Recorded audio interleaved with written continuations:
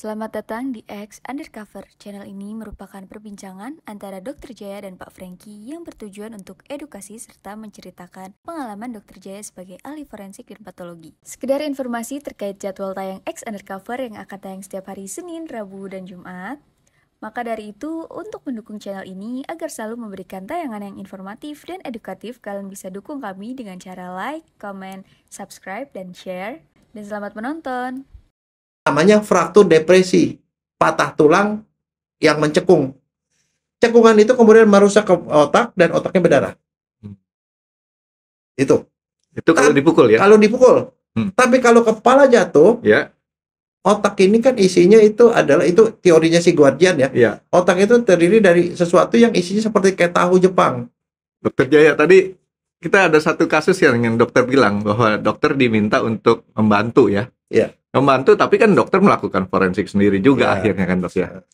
Nah, tetapi kan di sini dok udah terbukti bahwa seseorang itu jam terbang itu pengaruh dok. Ya, sama kayak misalkan orang pilot atau apa kan ada di satu tempat yang harus mendarat dengan posisi miring begini nih saya lihat ya. Nah, sekarang dokter sebagai ahli forensik, tentunya kan pada waktu membaca visum dari ahli forensik lainnya, itu kan dokter juga bisa menarik kesimpulan berdasarkan pengalaman dokter. Ya. Betul dok ya? Ya, betul. Dan itu bisa saja berbeda. Bisa. Tergantung daripada pengalaman seseorang. Ya. Ada pernah kasus seperti ini saya liatin, saya memperhatikan dokter Jaya punya pengalaman di bidang ini. Yang saya perhatikan tuh ada beberapa kali dokter memberikan satu kesaksian berdasarkan hasil visum orang. Ya. Nah, yang sederhana aja dulu deh dok. Nah, mungkin ada satu kasus yang pernah saya tangani dan itu kebetulan menarik karena itu kasusnya ternyata punya dampak besar. Jadi ceritanya di satu daerah, ini di luar pulau ya, itu ada satu nenek-nenek ya, nenek-neneknya punya banyak duit, dia tinggal sama cucunya. Sekali waktu si neneknya itu jatuh terluka, dibawa ke rumah sakit, ternyata dia luka di kepalanya. Ini nenek tajir nih dok ya. Nah, si neneknya luka dan kemudian karena dia jatuh, ini kata cucunya jatuh, maka kemudian neneknya itu, tapi akibatnya adalah warisannya jatuh ke si cucu semua. Nah, keluarganya merasa curiga karena kenapa sih anak ini rada bandel, sering minta duit melulu sama si nenek. Tunggu, dia hidup bersama dengan cucunya nih dok? Iya, dia cucunya berdua, cucunya cowok.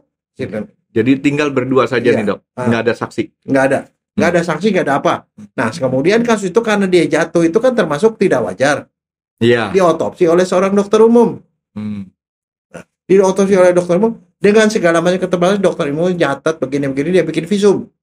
Visumnya adalah terdapat kekerasan tumpul pada kepala yang menyebabkan patah tulang dan perdarahan otak. Berarti ini forensiknya dilihat luarnya saja dok? Enggak, dalam, otopsi. Semua? Otopsi. Sesuai dengan prosedur SOP-nya segala macam? SOP-nya semua dilakukan oleh dokter umum. Dan dia itu lumayan pinter, kalau saya maksudnya jago lah. Lumayan bisa lah ya? Kesimpulannya begitu. Tapi bukan itu pertanyaannya polisi.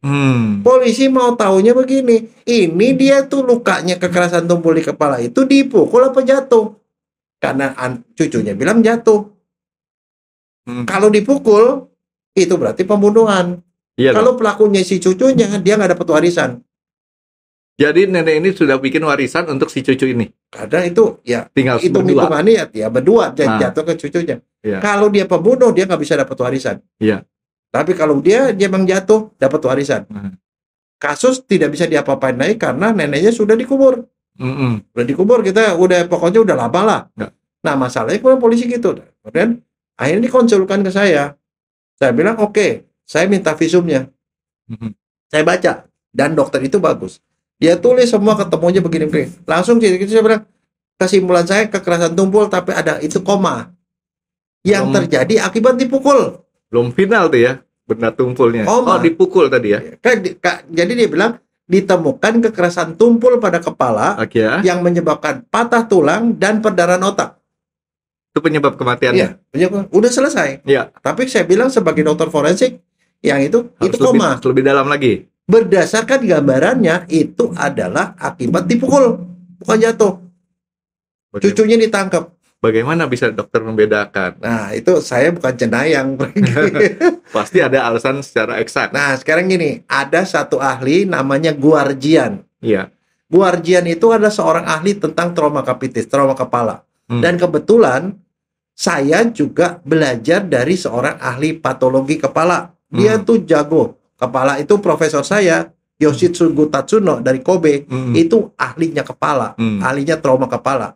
Dia tuh jago banget dan saya belajar dari beliau. Nah, dia kenapa sekarang gini? Si Guardian tuh punya dua teori. Kalau kepala dipukul dengan benda, jadi kepalanya diam, dipukul dengan benda bergerak, yang terjadi apa? Kebayang nggak? Ada kayu, dipukul kepala, yang terjadi adalah kepala ini akan melesak ke dalam.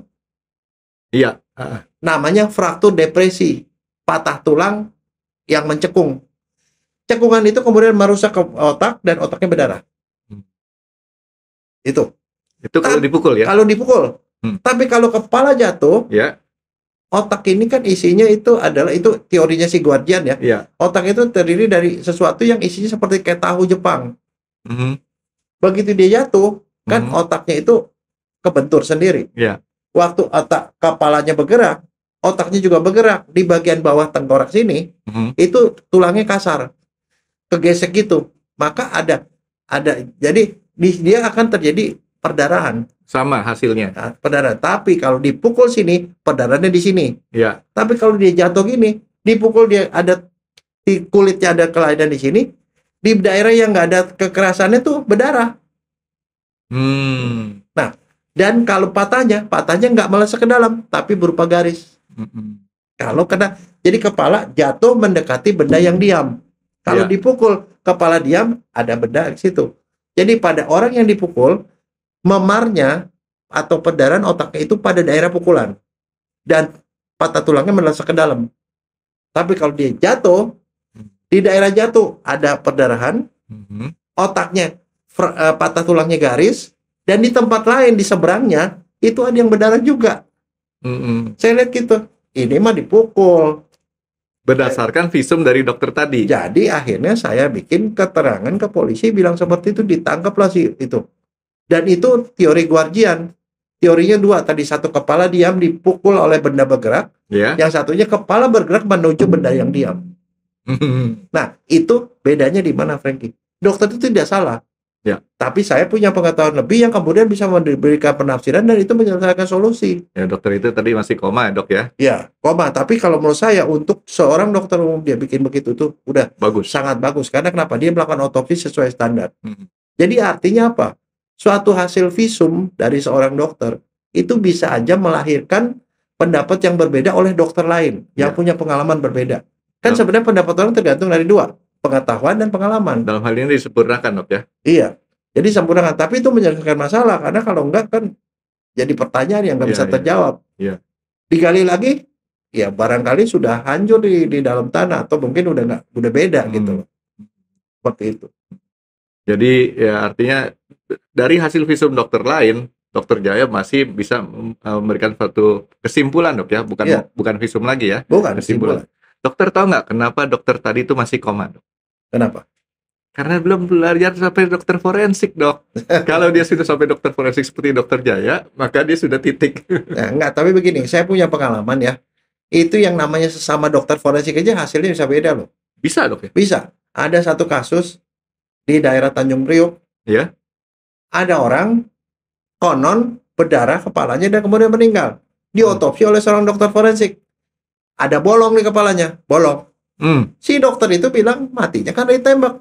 Diotopsi loh, otopsi lengkap semua. Masih ditembak. Terus masalahnya si polisi penyidik di sana itu cari-cari tuh anak peluru kagak ada. Nggak ada tanda-tanda yang menunjukkan bahwa situ ada tembakan. Nggak ada peluru masuk. Nggak ketemu pelurunya. Kemudian itu dikonsulkan. Ini kasusnya begini, kita tuh mandek nih karena kita kan kalau polisi kan harus mencari bendanya kan, senjatanya, barang bukti. Kagak ada. Terus dia bilang, ada fotonya nggak, ada gambarnya nggak, ada gini-gini.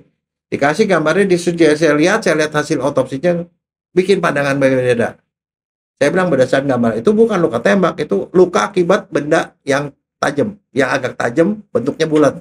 Apa? Ternyata itu bahkan diketemukan senjata yang dipakai, ganco. Ganco tahu ya? Buat beras itu loh. Itu di kantung kepala, bulat juga sama, tapi beda, Frankie. Apa bedanya? Tahu? Kasar. Bukan. Kalau tembakan tuh bentuknya kayak corong. Lukanya kayak corong, kecil gede ke dalam. Oh, iya. Kalau ganco itu dia lurus-lurus saja. Nah itu kan saya bilang. Nah kalau kayak gitu, apakah dia lebih bodoh, saya lebih pintar? Tidak. Setiap ahli itu kan punya pandangan berdasarkan pengetahuan dan pengalaman. Iya. Itu sebabnya second opinion dimungkinkan. Makanya pada satu kasus misalnya, kasus yang tidak pidana lah di pengadilan, jaksa penuntut umum bisa memanggil dokter forensik. Ya. Tapi dari penasihat hukum bisa memanggil dokter forensik lain. Mereka bicara A, yang ini kesimpulannya B. Boleh.